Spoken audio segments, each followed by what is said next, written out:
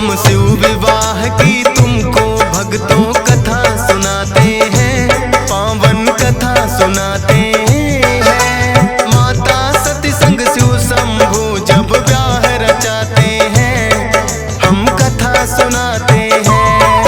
हम शिव विवाह की तुमको भक्तों कथा सुनाते हैं, पावन कथा सुनाते हैं।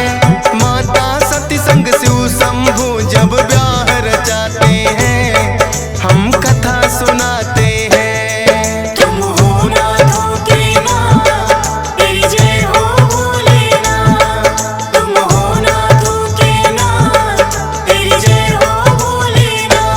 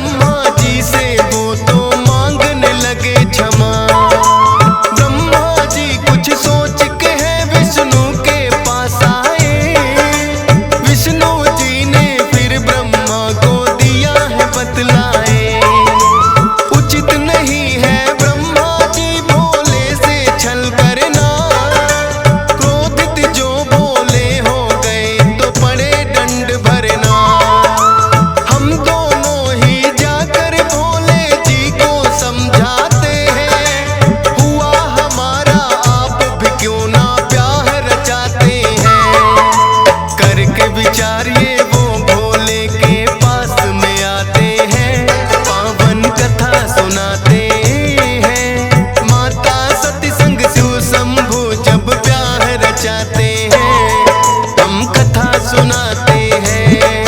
तुम हो नाथों के नाथ, तेरी जय हो भोलेनाथ। तुम हो नाथों के नाथ, तेरी जय हो भोलेनाथ।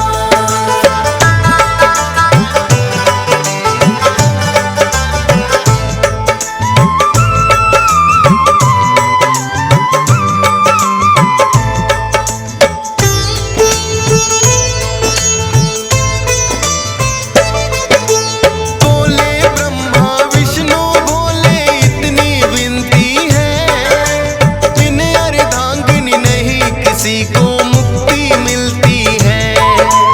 हम जैसे ही आपको भी अब ब्याह रचाना होगा, दक्ष प्रजापति की पुत्री को अब अपनाना होगा। बड़े घोर तप से है उन्होंने कन्या ये पाई, और नहीं कोई आदिशक्ति सती रूप में है आई। भोले जी ने मान लिया ब्रह्मा विष्णु का कहा, धूमधाम से सती के संग में हुआ भोले का विवाह।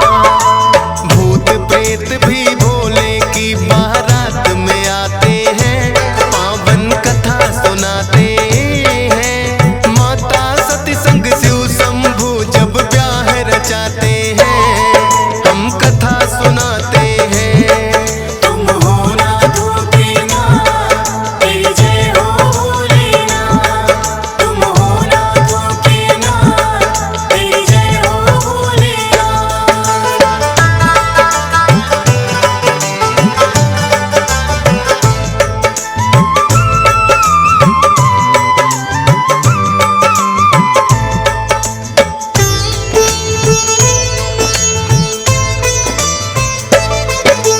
तीन लोक में शिव विवाह की हो रही है चर्चा, देवी देव सब शीश झुकाए करे पुष्प वर्षा। शिवमय हो गया था भक्तों ये सारा ही संसार, गूंज रही शहनाई शिव की हो रही जय जयकार। फिर तो घड़ी विदाई की भी आ ही जाती है, पिता दक्ष को छोड़ सती शिव को अपनाती है। दूल्हा रूप में खूब सजे हैं भोले भंडारी,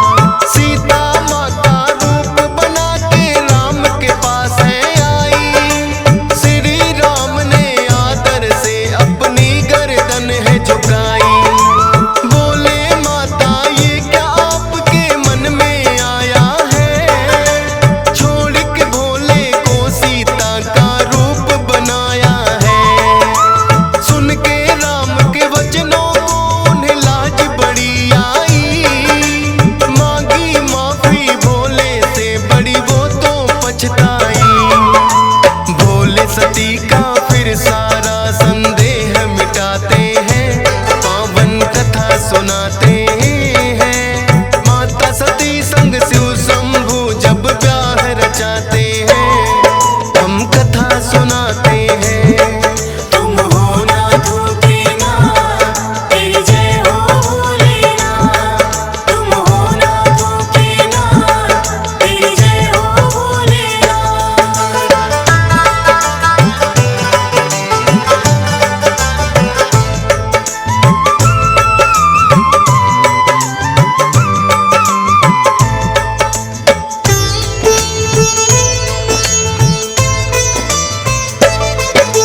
फिर प्रयाग में सब मुनियों ने महायज्ञ है किया, ब्रह्मा विष्णु भोले और दक्ष लिए यज्ञ में बुला। ब्रह्मा विष्णु और मुनियों ने दक्ष को किया प्रणाम, लेकिन भोले जी ने दिया ना उनकी ओर कोई ध्यान। राजा दक्ष को भोले की ना बात पसंद आई, लगे सोचने क्यों पुत्री मैंने इन संग ब्याही। महायज्ञ राजा दक्ष ने फिर तो करवाया, सभी को भेजा न्योता ना भोले को बुलवाया।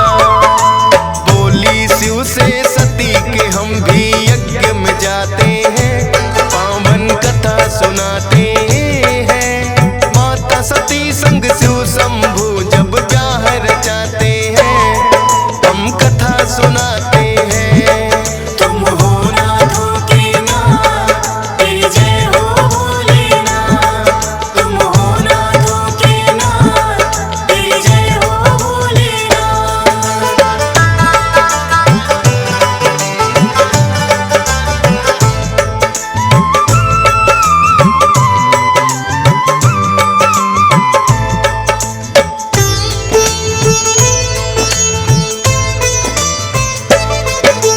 कहने लगे बोले मेहमान जो होते बिना बुलाए, होता ना सम्मान कहीं ये तुम्हें रहे समझाए। लेकिन सती ने मानी ना भोले की बात कही, पिता के यज्ञ में वो तो बिना बुलाए पहुंच गई। राजा दक्ष सादर कर रहे थे सबका ही सम्मान, भोले के लिए ना रखा था लेकिन कोई स्थान। बोली पिता को आपने ये तो अच्छा नहीं किया, भोले का अपमान सती से गया था नहीं सहा। कटु वचन फिर राजा दक्ष कुछ उन्हें सुनाते हैं, पावन कथा सुनाते हैं। माता सती संग शिव शंभू जब ब्याह रचाते हैं, हम कथा सुनाते हैं। तुम हो नाथों के नाथ, तेरी जय हो भोलेनाथ। तुम हो नाथों के नाथ, तेरी जय हो भोलेनाथ।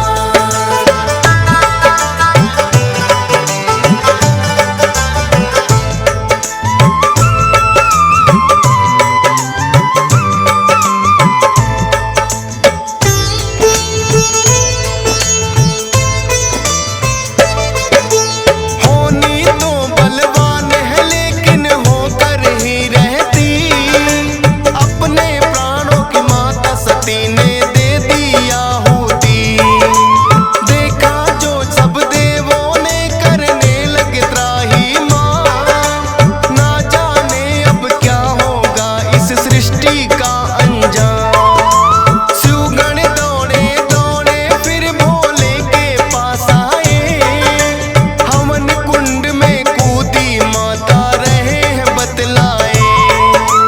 खुल गया तीसरा नेत्र भोले क्रोध में है आए, जलती हुई सती को फिर हाथों में लिया उठाए। लेकिन जलती हुई सती तांडव दिखलाते हैं, पावन कथा सुनाते हैं। माता सती संग शिव शंभू जब ब्याह रचाते हैं, हम कथा सुनाते हैं। तुम हो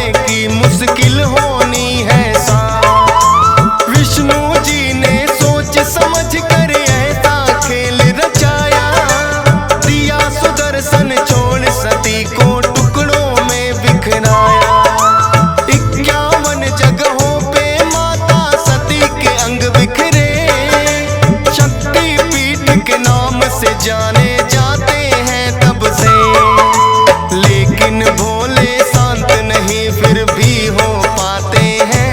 पावन कथा सुनाते हैं, माता सती संग शिव शंभू जब ब्याह रचाते हैं, हम कथा सुनाते हैं। तुम हो नाथों के नाथ, हे जय हो भोलेनाथ। तुम हो नाथों के नाथ, हे जय हो भोलेनाथ।